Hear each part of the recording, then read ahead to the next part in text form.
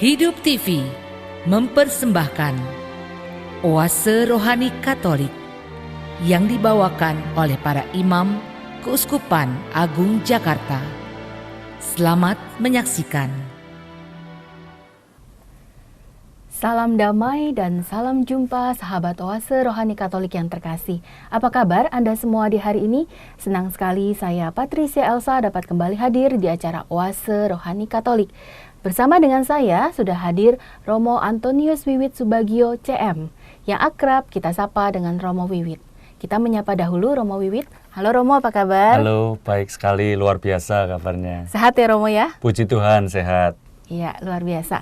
Dan kita akan awali acara ini dengan doa bersama dengan Romo Wiwit. Mari kita siapkan hati kita untuk berdoa. Dalam nama Bapa dan Putra dan Roh Kudus. Amin.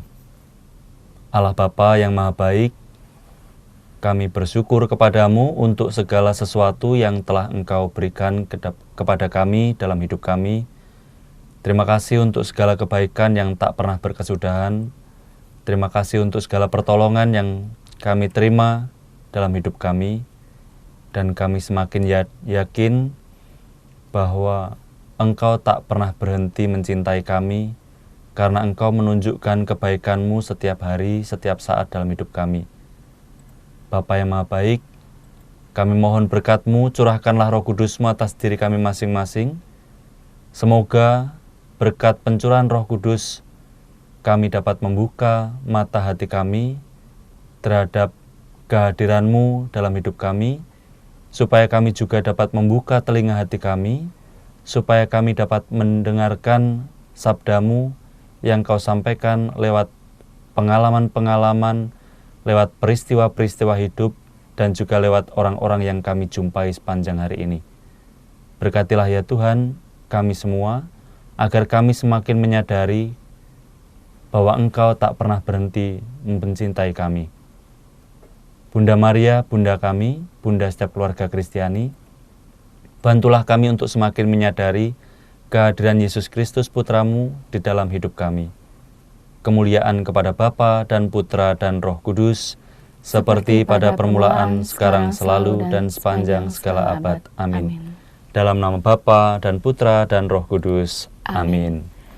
Sahabat Oase Rohani Katolik yang terkasih, pada pekan biasa ke-15, bacaan yang akan kita baca dan dengarkan bersama, bacaan pertama dari kitab Yesaya, bab 38 ayat 1 sampai dengan 6, dilanjutkan ayat 21 sampai dengan 22, dan kembali ke ayat 7 sampai dengan 8.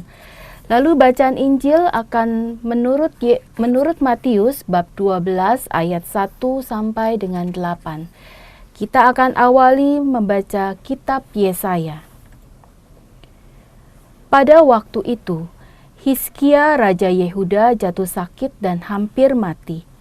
Lalu datanglah Nabi Yesaya bin Amos dan berkata kepadanya, "Beginilah sabda Tuhan.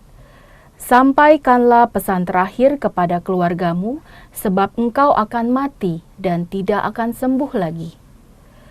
Lalu Hizkia memalingkan mukanya ke arah dinding dan ia berdoa kepada Tuhan. Ia berkata, "Ya Tuhan, ingatlah kiranya bahwa aku telah hidup di hadapan-Mu dengan setia dan tulus hati, dan bahwa aku telah melakukan apa yang baik di hadapan-Mu." Kemudian menangislah Hizkia dengan sangat. Maka bersabdalah Tuhan kepada Yesaya, "Pergilah dan katakanlah kepada Hizkia, beginilah sabda Tuhan, Allah Daud leluhurmu. Telah kudengar doamu dan telah kulihat air matamu. Sungguh aku akan memperpanjang hidupmu 15 tahun lagi. Dan aku akan melepaskan dikau dan kota ini dari tangan Asyur, dari tangan Raja Asyur, dan aku akan melindungi kota ini." Kemudian berkatalah Yesaya, "Hendaklah diambil sebuah kue dari buah ara dan ditaruh di atas barah itu, maka raja akan sembuh." Sebelum itu Hizkia telah berkata, "Apakah yang akan menjadi tanda bahwa aku akan pergi ke rumah Tuhan?" Jawab Yesaya, "Inilah yang akan menjadi tanda bagimu dari Tuhan, bahwa Tuhan akan melakukan apa yang telah dijanjikannya. Sungguh bayang-bayang pada penunjuk matahari buatan Ahaz akan kubuat mundur ke belakang 10 tapak dari yang telah dijalaninya." Maka pada penunjuk matahari itu, mundurlah matahari 10 tapak ke belakang dari jarak yang telah dijalaninya. Demikianlah sabda Tuhan. Syukur kepada Allah. Marilah kita tanggapi dengan Mazmur tanggapan. Tuhan telah menyelamatkan hidupku. Tuhan, Engkau telah menyelamatkan hidupku. Aku berkata, dalam pertengahan umurku, aku harus pergi ke pintu gerbang dunia orang mati, aku dipanggil untuk selebihnya dari hidupku. Tuhan, Engkau telah menyelamatkan hidupku. Aku berkata, aku tidak akan melihat Tuhan lagi di negeri orang-orang yang hidup. Aku tidak lagi akan melihat seorang pun di antara penduduk dunia. Tuhan, Engkau telah menyelamatkan hidupku. Pondok kediamanku dibongkar dan dibuka seperti kemah gembala. Seperti tukang tenun menggulung tenunannya, aku mengakhiri hidupku. Tuhan memutus nyawaku dari benang hidup. Tuhan, Engkau telah menyelamatkan hidupku.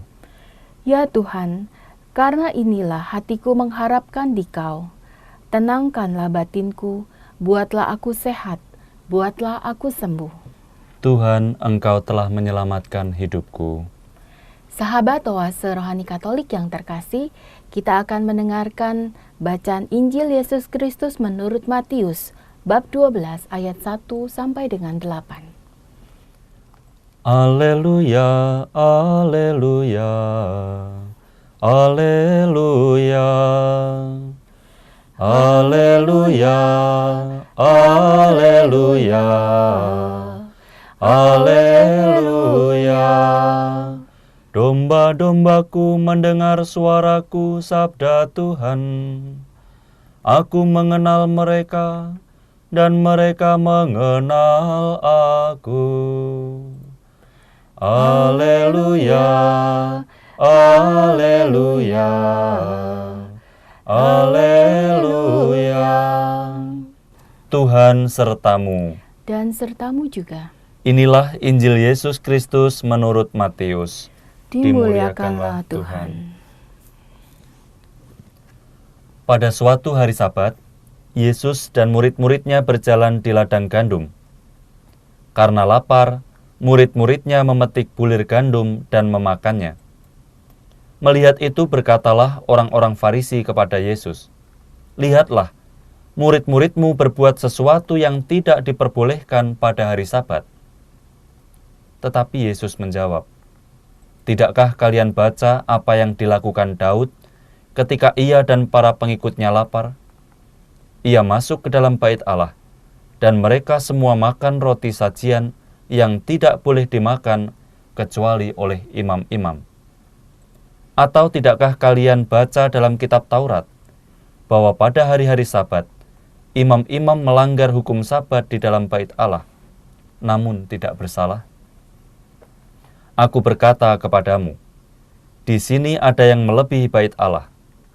Seandainya kalian memahami maksud sabda ini, yang ku kehendaki ialah belas kasihan dan bukan persembahan, tentu kalian tidak akan menghukum orang yang tidak bersalah. Sebab Anak Manusia adalah Tuhan atas hari Sabat." Demikianlah Injil Tuhan. Terpujilah Kristus.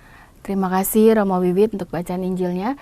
Sahabat Oase Rohani Katolik yang terkasih, kita sudah mendengarkan 2 buah bacaan pada hari ini, dan kita sekarang akan mendengarkan inspirasi pewartaan yang akan disampaikan oleh Romo Wiwit.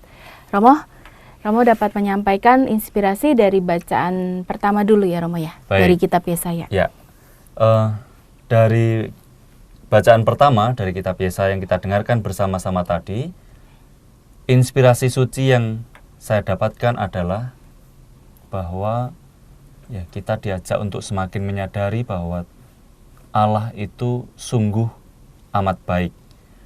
Allah itu Allah yang maha baik. Itu yang saya dapatkan. Bagaimana bacaan pertama ini menginspirasi soal itu?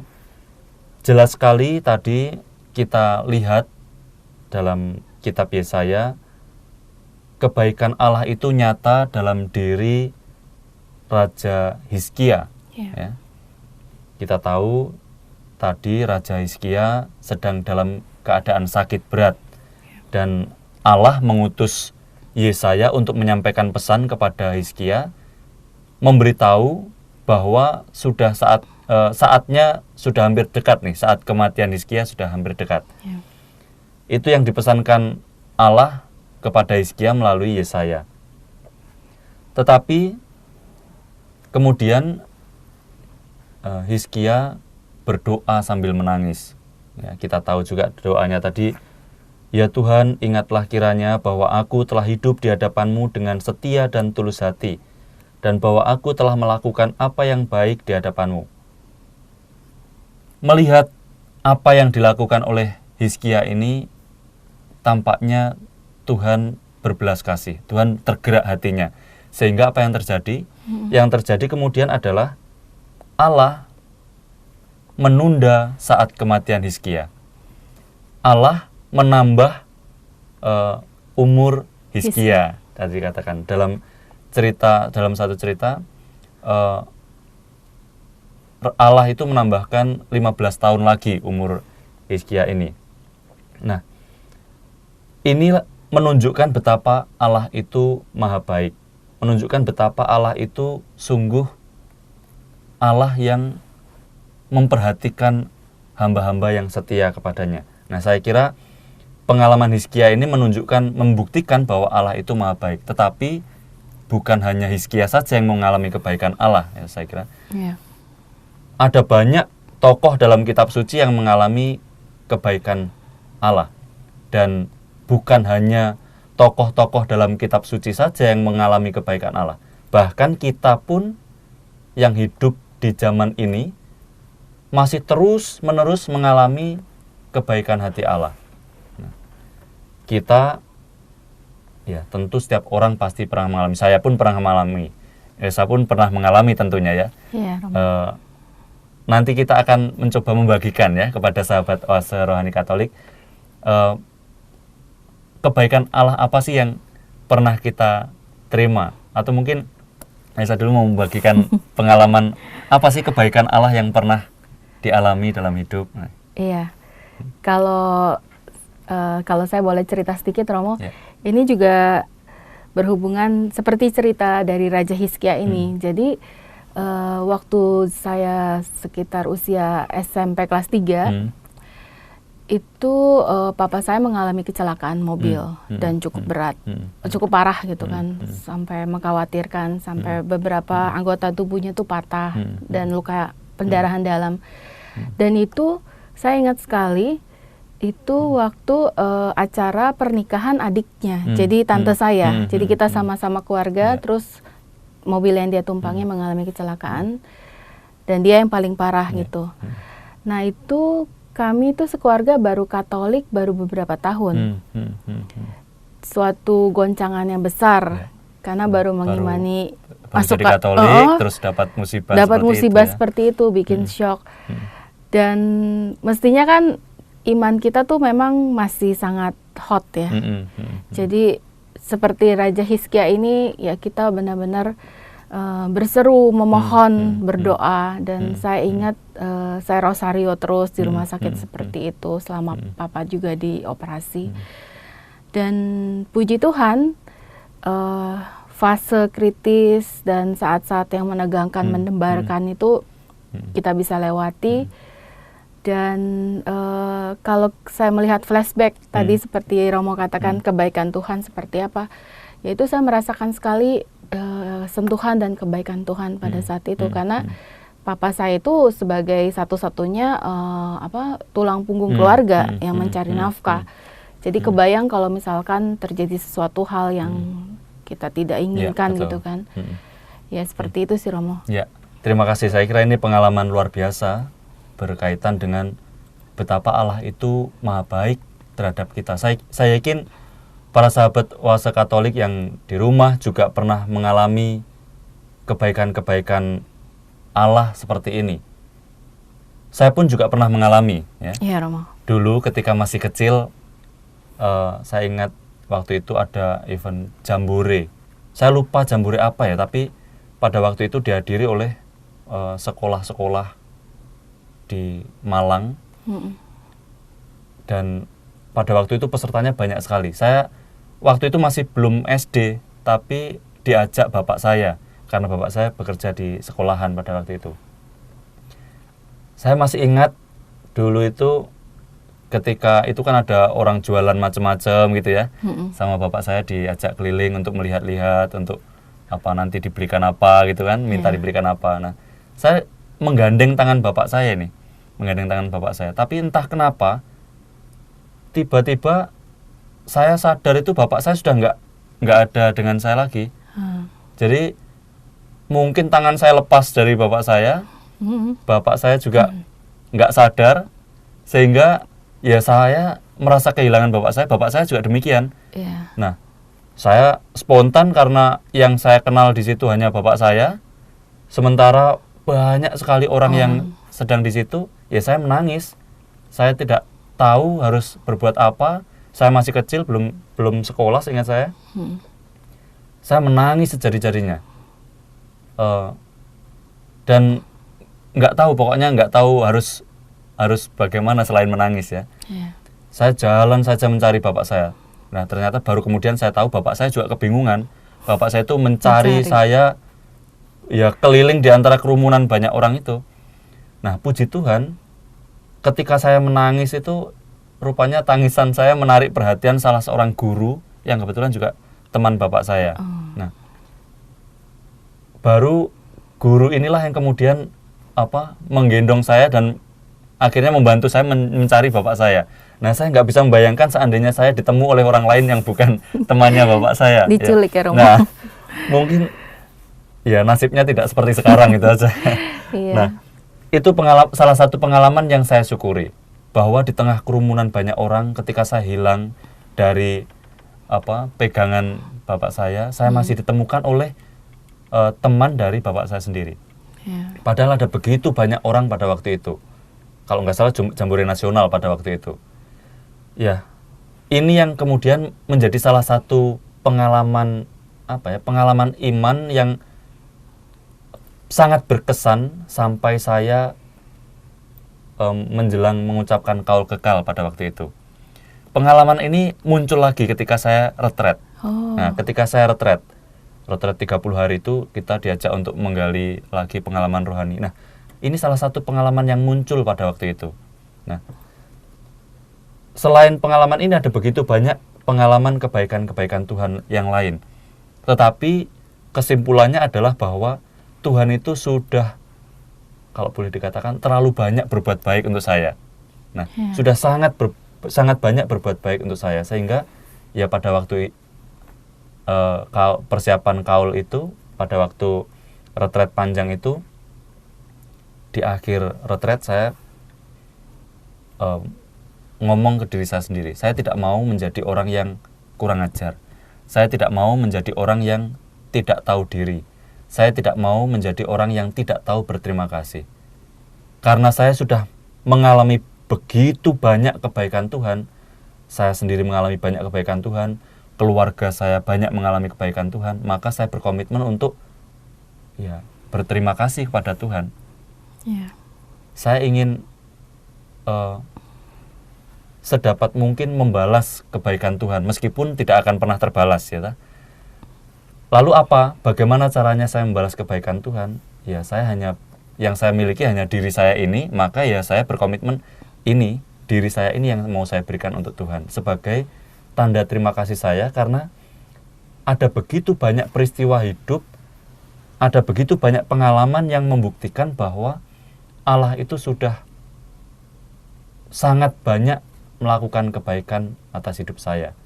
Nah, ini salah satu pengalaman titik balik bagi saya, sehingga saya semakin mantap menjalani pilihan hidup saya sebagai seorang imam pada waktu itu, ya. Nah, tentu sekali lagi ada banyak lagi pengalaman-pengalaman kebaikan Tuhan yang bisa kita temukan dalam hidup kita ini. Dan para sahabat Oase Rohani Katolik pun saya yakin mengalami hal yang demikian. Bahkan di saat-saat kita mengalami kesulitan dalam hidup pun, Tuhan masih menunjukkan kebaikannya atas hidup kita. Nah, kita diajak untuk terus menyadari bahwa Allah itu maha baik. Allah itu tidak akan pernah berhenti menunjukkan kebaikannya atas hidup kita. Nah, seperti yang dialami oleh Hizkia dalam bacaan pertama yang kita dengarkan tadi. Hizkia ini juga orang yang begitu terkenal pada waktu itu. Dia anak Raja Ahaz, tetapi banyak pendapat mengatakan bahwa Hizkia ini agak berbeda dengan bapaknya, Raja Ahaz. Hizkia ini adalah seorang raja yang sangat saleh, sangat bijak, dan dia sangat setia pada Allah. Nah, maka doa yang diucapkan oleh Hizkia pada bacaan pertama yang kita dengarkan ini benar-benar diindahkan oleh Tuhan.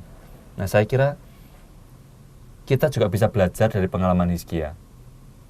Kalau kita ingin, ya tentu Allah itu baik hati kepada semua orang. Allah itu berbuat baik kepada siapapun, entah itu yang berdosa, entah yang suci, entah itu yang kaya atau yang miskin. Allah menunjukkan kebaikannya kepada setiap orang.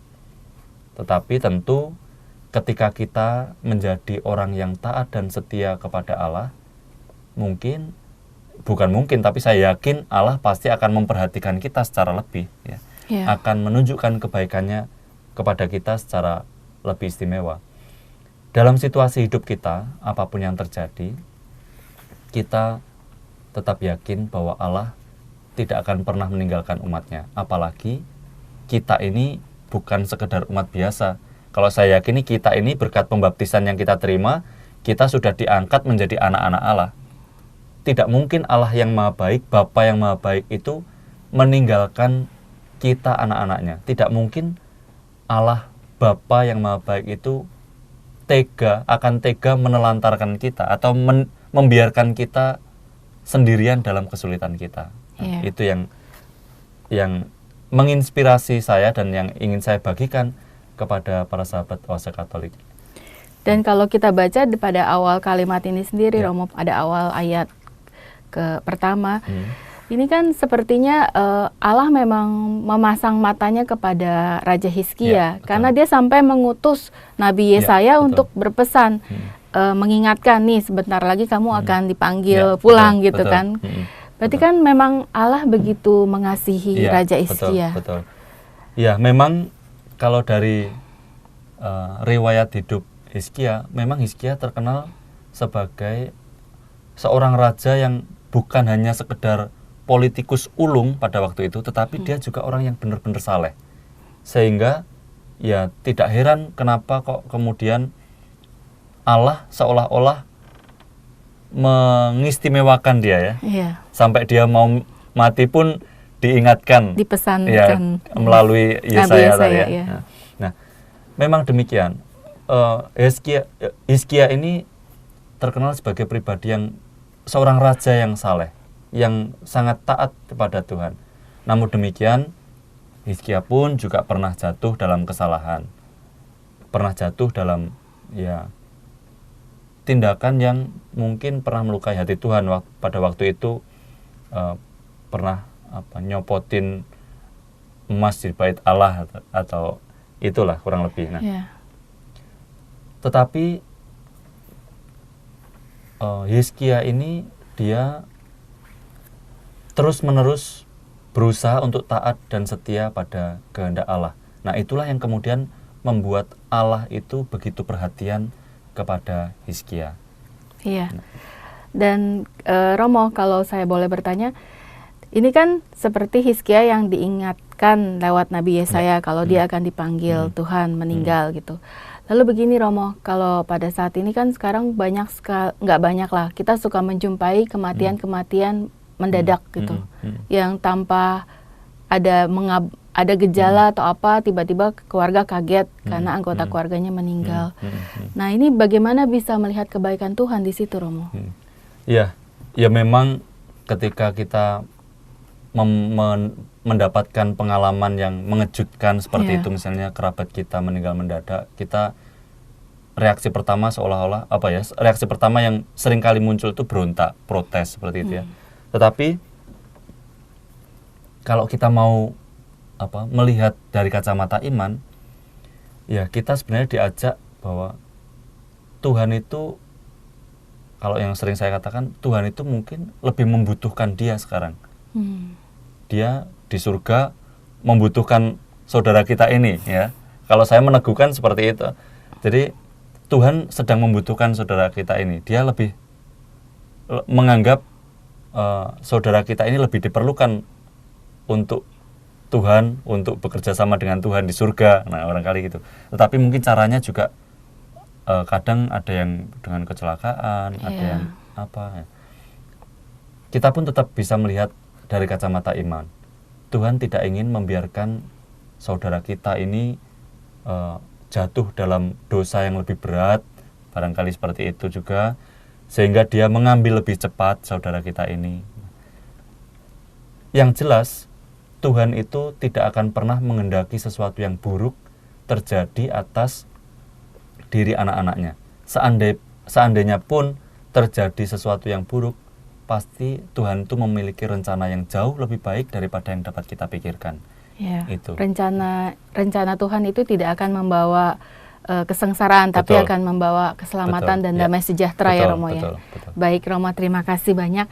Dan kita akan jeda dahulu, Romo. Ya. Kita akan kembali, tetaplah di acara Oase Rohani Katolik. Hidup TV mempersembahkan Oase Rohani Katolik yang dibawakan oleh para imam Keuskupan Agung Jakarta. Selamat menyaksikan. Terima kasih Anda masih bersama dengan kami, sahabat Oase Rohani Katolik yang terkasih. Masih di acara Oase Rohani Katolik bersama dengan Romo Antonius Wiwit Subagio CM. Dan kita tadi sudah membahas dari kitab Yesaya bacaan pada hari ini. Romo, bolehkah kita review sedikit ya Romo ya, tadi yang sudah Romo sampaikan di sesi awal? Baik, di sesi sebelumnya kita mendapat inspirasi suci dari pengalaman Raja Hizkia tentang betapa Allah itu maha baik kepadanya. Bahwa Allah itu menaruh belas kasihan kepada Raja Hizkia karena dia orang yang saleh, orang yang taat dan setia kepada Allah. Dan kita diajak untuk melihat juga dalam pengalaman hidup kita sendiri bahwa Allah pun maha baik kepada kita, bukan hanya kepada Raja Hizkia saja, tetapi kepada kita juga demikian. Allah menunjukkan kebaikan hatinya, Allah tidak pernah berhenti berbuat baik kepada kita, dengan memberikan aneka peristiwa hidup, aneka pengalaman yang membuat kita semakin yakin bahwa kita ini dicintai oleh Allah. Nah, itu yang kita bahas dari sesi pertama tadi. Iya. Bahwa Allah itu maha baik dan selalu kita mendapatkan kebaikan Tuhan ya Romo ya. Betul. Setiap hari bahkan setiap saat. Baik Romo, kita sekarang akan melangkah ke Injil Yesus Kristus menurut Matius bab 12 ayat 1 sampai dengan 8. Nah, kabar baik Injil apa yang dapat Romo sampaikan, Romo? Baik, masih nyambung dengan bacaan pertama yang kita dengarkan tadi, bahwa Allah itu sepanjang sejarah menunjukkan kebaikan-kebaikan hatinya. Kalau dalam bacaan pertama kita melihat kebaikan Allah atas diri Hizkia, dalam bacaan Injil kita melihat Allah menunjukkan kebaikannya kepada para rasul dalam diri Yesus Kristus. Nah, kita tahu dari bacaan Injil yang kita dengarkan tadi bagaimana orang-orang Farisi itu menyerang dalam arti tertentu murid-murid Yesus karena mereka telah memetik gandum pada hari Sabat. Ya. Iya. Mereka, para rasul ini dianggap oleh orang Farisi dianggap telah melanggar tradisi, Oh. telah melanggar hukum, telah melanggar aturan keagamaan tentang hari Sabat karena mereka melakukan pekerjaan pada hari Sabat. Nah, inilah kemudian yang menjadi poin yang diserang oleh orang Farisi. Nah, Iya. dalam situasi seperti ini kita tahu tadi Yesus tampil sebagai pembela bagi para rasul. Bukan hanya pembela, tetapi kalau menurut saya Yesus tampil sebagai pahlawan bagi para rasul yang membela para murid ini dari serangan orang-orang Farisi yang berusaha menyerang ini melanggar hukum, murid-muridmu ini melanggar adat. Mereka melakukan sesuatu yang tidak diperbolehkan pada hari Sabat. Tetapi yang terjadi justru Yesus ini menjadi pembela. Karena memang saya yakin para murid pun juga tahu bahwa hari Minggu itu hari Sabat itu tidak boleh melakukan pekerjaan apapun. Nah, tetapi mereka pada waktu itu kan situasinya sedang kelaparan, sedang kelaparan, sehingga mereka mungkin terpaksa memetik bulir-bulir gandum dari ladang yang mereka lewati. Nah, bukan hanya itu, Yesus bukan hanya membela mereka, tetapi juga sekaligus, kalau boleh dikatakan, melakukan serangan balik terhadap orang Farisi dengan cara menegur mereka. Yesus menegur cara beriman orang-orang Farisi. Yesus menegur cara beriman mereka yang terlalu fokus pada atribut-atribut lahiriah. Nah, pada aturan. Mereka, orang-orang Farisi ini menjadikan aturan itu sebagai standar iman. Yang utama. Jadi mereka menjadikan hukum, tradisi, aturan adat istiadat itu sebagai patokan untuk mengukur kadar iman seseorang. Kalau kamu beriman, itu tandanya kamu taat pada aturan. Kalau kamu beriman itu tandanya kamu menjaga tradisi. Kalau kamu beriman itu tandanya kamu mematuhi hukum-hukum hari Sabat dan seterusnya. Nah, Yesus menegur mereka.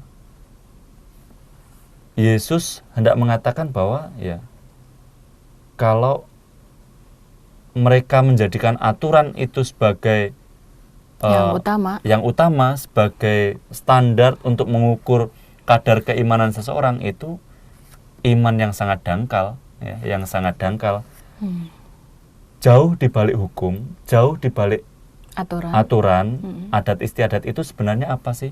Sebenarnya kan hukum, aturan itu kan dibuat untuk kebaikan bersama, untuk kebaikan manusia itu sendiri. Dan Yesus melihat poin ini, sementara orang-orang Farisi tidak melihat hal itu. Dia hanya poinnya adalah taat hukum, taat aturan. Tetapi Yesus melihat jauh lebih dalam itu bahwa aturan, hukum itu dibuat demi keselamatan manusia. Nah, ketika aturan itu dilanggar, tetapi memang yang diperjuangkan Yesus adalah keselamatan para murid, ini bagi Yesus tidak masalah. Artinya karena bagi Yesus standar iman itu bagaimana kita berusaha untuk memperjuangkan keselamatan itu. Bukan sekedar mentaati aturan. Nah, itu. Dan perbuatan kasih juga ya, Romo. Nah, betul. Jadi yang dilakukan oleh Yesus ini sebenarnya juga tidak melanggar hukum Allah. Menurut saya tidak melanggar hukum Allah, karena hukum Allah itu jelas, hukum kasih. Menyelamatkan orang, mengampuni orang, membebaskan orang dari penderitaan. Dan yang dilakukan oleh Yesus jelas, saya kira itu menyelamatkan para murid yang saat itu sedang kelaparan, Bukan sekedar asal taat aturan, bukan sekedar asal taat hukum. Seringkali yang terjadi adalah orang kemudian merasa diri aman Mm-mm. ketika taat pada aturan, ya. Ya. Merasa diri sudah baik ketika dia taat aturan. Merasa diri dia sudah hidup dengan sangat baik ketika dia tidak melawan aturan-aturan yang berlaku. Misalnya, saya ini sudah baik, saya tidak membunuh, saya tidak mencuri, saya tidak mengingini milik orang lain, dan seterusnya. Tetapi kadang-kadang, ya itu tadi, ketika hukum itu bisa menjadi tempat persembunyian. Mm-mm. Kita taat hukum, kita justru tidak melakukan apa-apa. Kita mentaati aturan tidak boleh gini, tidak boleh gini, tidak boleh gini. Akhirnya memang tidak melakukan apapun, memang tidak membunuh, tidak mencuri, tidak menghormati misalnya tidak mengingini harta orang lain, tetapi juga tidak berbuat apa-apa untuk orang lain. Tidak melakukan sesuatu untuk orang lain. Nah, ini yang berusaha diubah, mindset yang berusaha diubah oleh Yesus, bahwa di balik aturan yang ada, di balik aturan yang dibuat oleh manusia itu, Allah menghendaki terjadinya kebaikan bersama. Di balik aturan-aturan agama, di balik aturan-aturan adat istiadat, ada cita-cita bersama yang hendak dicapai, yakni keselamatan jiwa, yakni keselamatan manusia. Bukannya malah kita taat hukum, pokoknya nggak mau tahu, pokoknya asal taat deh, pokoknya taat, pokoknya hukum itu harus dipatuhi. Lupa bahwa di balik hukum itu sebenarnya yang diperjuangkan apa. Nah, itu. Saya kira kebaikan hati Allah kepada para murid sangat tampak pada pembelaan Yesus terhadap serangan orang Farisi seperti ini. Dan ini juga mengingatkan kepada kita bahwa kita diajak untuk menjadi orang yang beriman bukan hanya dengan taat aturan, bukan hanya dengan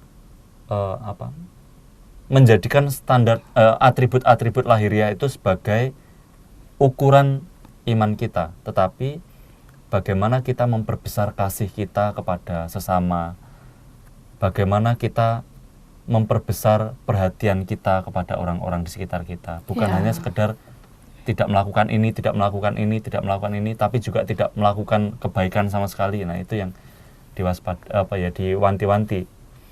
Jangan sampai kita begitu taat aturan sampai kita tidak berani berbuat apapun untuk kebaikan orang lain.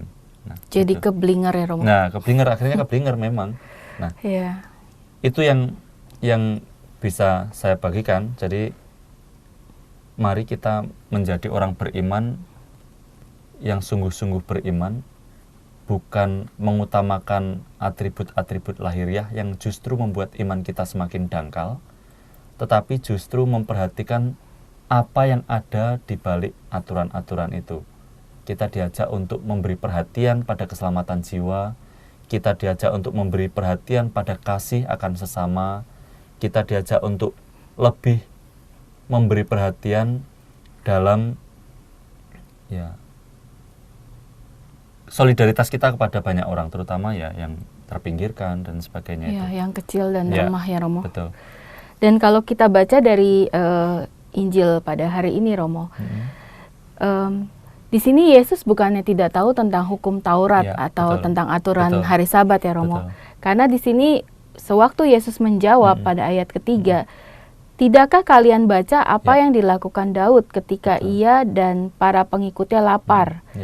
Ia masuk ke dalam bait Allah dan mereka semua makan roti sajian yang tidak boleh dimakan kecuali oleh imam-imam. Nah, ini kita bisa baca dalam perjanjian lama ya, Romo ya. Betul. Ketika Raja Daud dikejar-kejar oleh Saul. Betul.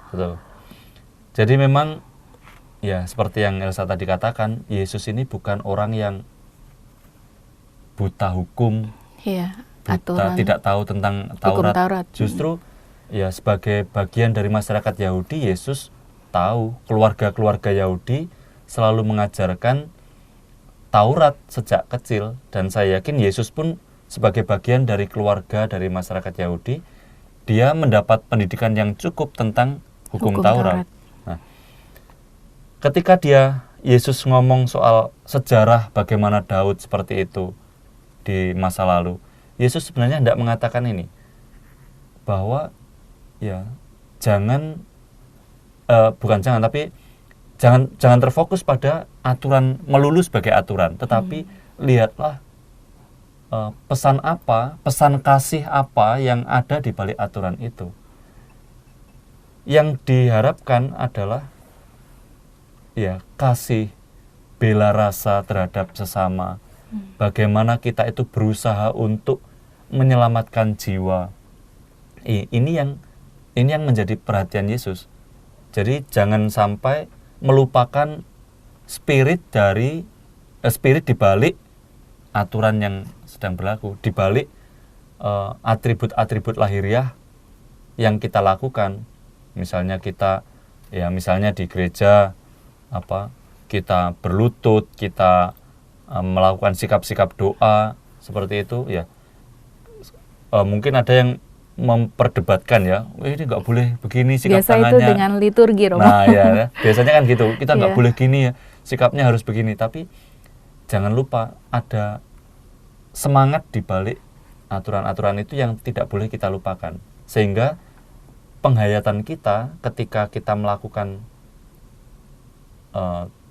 tindakan-tindakan liturgis, terus kemudian kita melakukan hukum, itu ada roh yang kita bawa, bukan sekedar ya saya taat aturan berarti saya baik, bukan, tetapi ada sesuatu yang melampaui itu, kebaikan bersama tentu. Nah, kalau dalam ilmu hukum kan ya memang aturan hukum itu dibuat untuk menciptakan kebaikan bersama, untuk menjaga hak asasi setiap orang supaya tidak bentrok, bentrok dengan hak orang lain, maka dibuatlah hukum. Intinya seperti itu. Jadi hukum itu dibuat untuk kesejahteraan bersama, kesejahteraan masing-masing pribadi dan juga kesejahteraan bersama.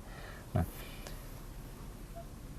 pesan lain yang bisa kita tarik dari kisah Injil hari ini adalah bahwa ya kita diajak untuk mengungkapkan iman yang kita miliki itu bukan hanya dalam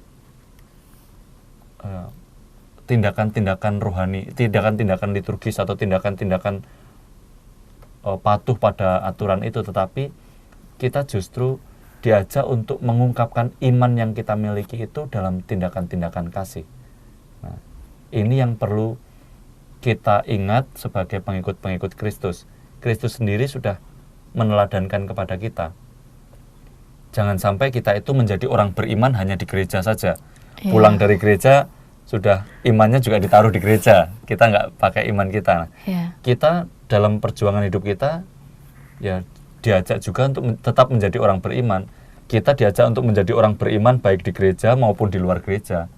Diajak menjadi orang beriman baik di rumah maupun di tempat kerja kita. Nah, dengan cara apa mengungkapkan iman kita itu? Berdoa tentu, tetapi selain berdoa, kita diajak untuk melakukan tindakan-tindakan kasih yang membebaskan saudara-saudara kita, yang menaruh kepedulian, solidaritas kepada saudara-saudara kita. Itu. Iya, Romo. Kalau Romo bisa sharing, kan Romo pastor paroki ya, Romo ya? Pastor Rekan. Oh, pastor Rekan ya. Dan biasanya kan pasti berhubungan dengan umat. Iya, betul. Dan setiap paroki pasti punya aturan ataupun yang umat harus ikuti lah. Ya. Nah, bagaimana Romo menghadapi umat yang suka nyeleneh misalkan, Romo? Main tabrak aja, main gampangin gitu. Iya, seringkali memang seperti itu ya. Umat juga maunya sih baik ya, niatnya sih baik, tetapi ditempuh dengan cara-cara yang yang tidak baik mungkin ya, yang menjadi batu sandungan bagi orang lain. Tetapi prinsip saya sih pelayanan pastoral, pelayanan di paroki itu prinsipnya adalah demi kesejahteraan umat, ya. Demi kesejahteraan jiwa umat kita.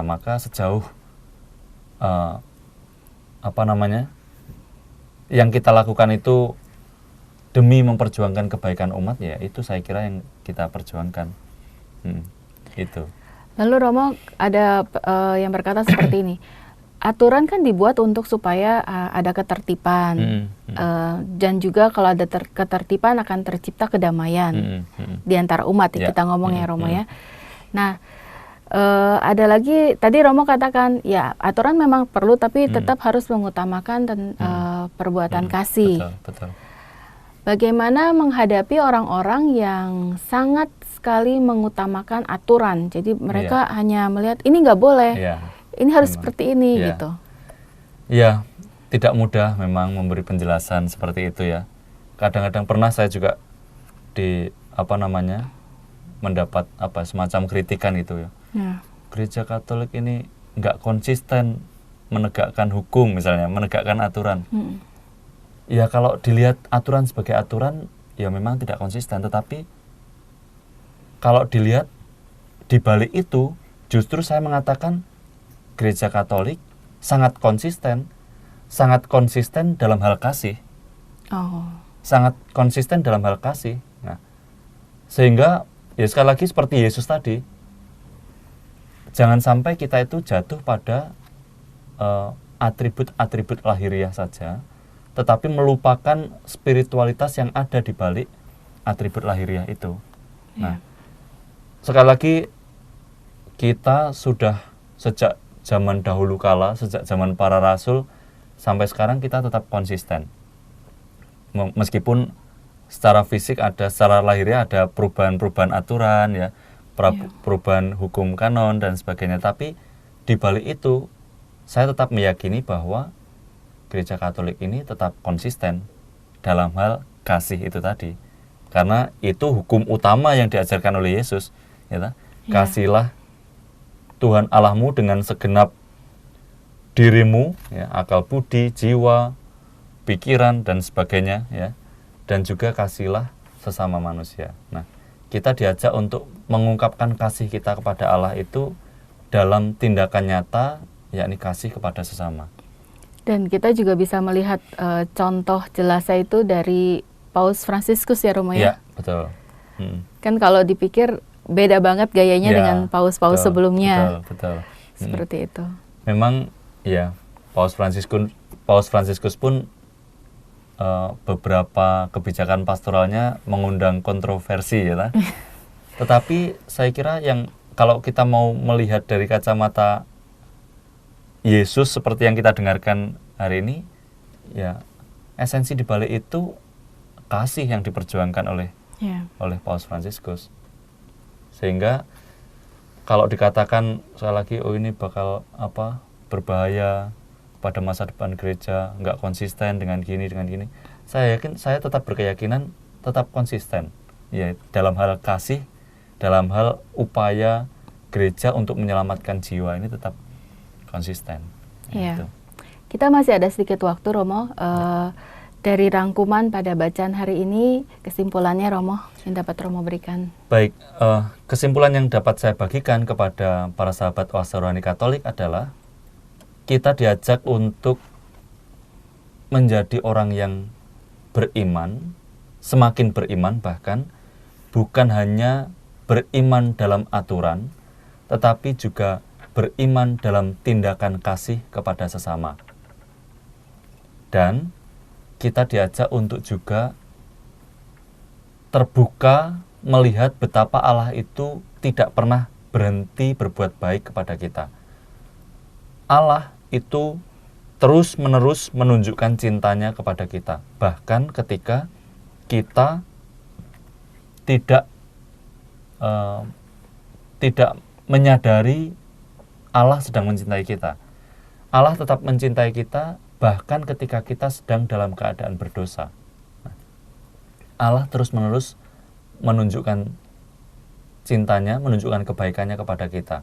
Kalau Yeskiel ada orang yang mengingatkan dia, yakni Yesaya, kita pun sebenarnya juga demikian. Kadang Allah menyampaikan firman-Nya kepada kita, menyampaikan sapaannya, tegurannya kepada kita lewat orang-orang terdekat kita. Juga bisa lewat orang-orang yang tidak pernah kita kenal barangkali, Ya. yang kita temui secara kebetulan. Allah menyampaikan pesannya lewat mereka, juga lewat peristiwa-peristiwa yang terjadi dalam hidup kita. Maka mari sekali lagi menjadi orang beriman, tidak hanya dalam aturan lahiriah, tetapi dalam tindakan kasih yang nyata kepada sesama, peduli terhadap orang-orang di sekitar kita, dan membuka hati terhadap kebaikan-kebaikan Allah yang diberikan kepada kita lewat peristiwa-peristiwa hidup yang terjadi setiap hari. Ya, terima kasih Romo. Ya, sama-sama. Semoga kita semua bisa melakukan dari inspirasi bacaan pada hari ini bahwa aturan memang penting dan kita mestinya mengikuti aturan, tapi betul. jangan sampai juga melupakan perbuatan kasih kepada sesama dan pastinya kepada Allah.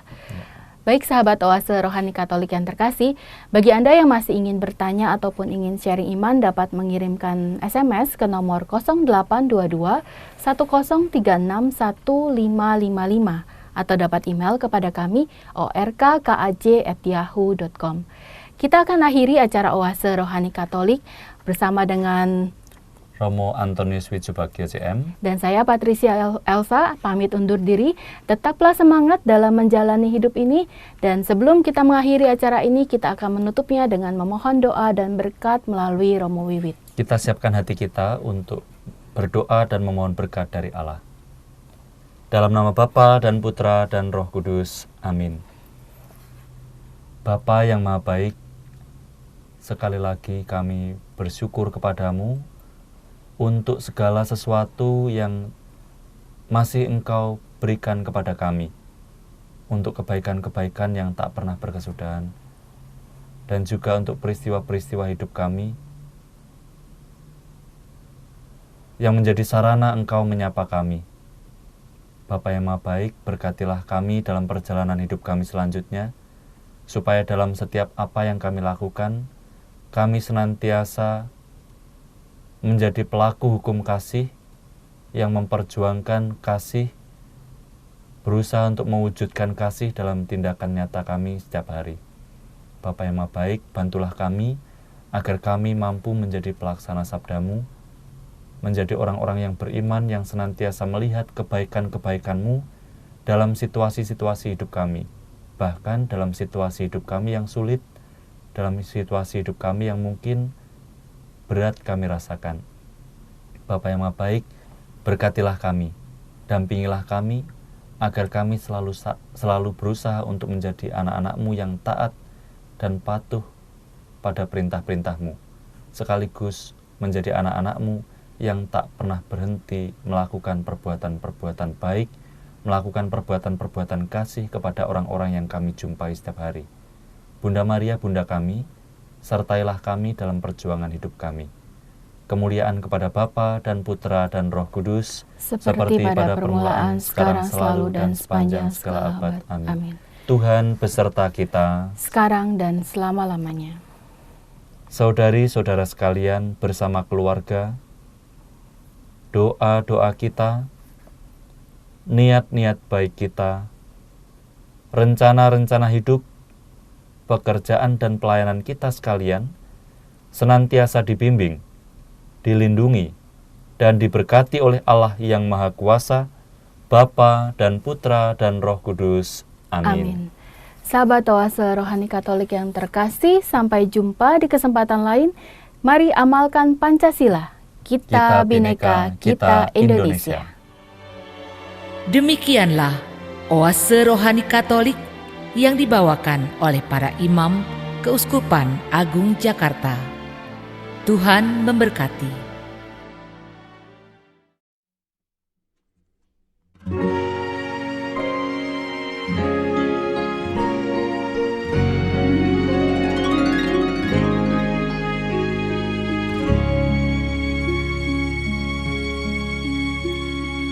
Rosario menjuntai di jariku saat berdoa pada Bunda, memohon agar menjaga diriku saat kaki ini melangkah. Jangan Jangan biarkan ku sendiri, tapi terangi dan bimbing jalanku, menjadi perantara pada Bapa, penunjuk jalan hidupku. Bunda pilihan Allah bermahkotakan bintang-bintang di angkasa. Bunda yang tabah penuh kasih Allah, dengarkanlah doa kami.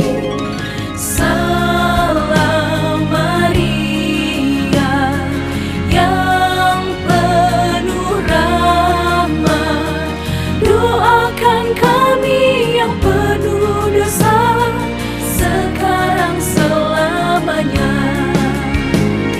Salam Maria yang penuh rahmat, doakan kami yang penuh dosa, sekarang selamanya. Rosario menjuntai di jariku saat berdoa pada Bunda, memohon agar menjaga diriku saat kaki ini melangkah. Jangan biarkan ku sendiri, tapi terangi dan bimbing jalanku, menjadi perantara pada Bapa, penunjuk jalan hidupku.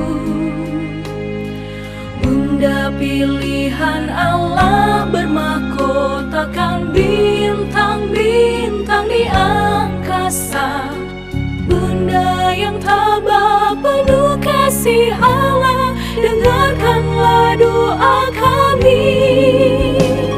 Salam Maria yang penuh rahmat, doakan kami yang penuh dosa, sekarang selamanya.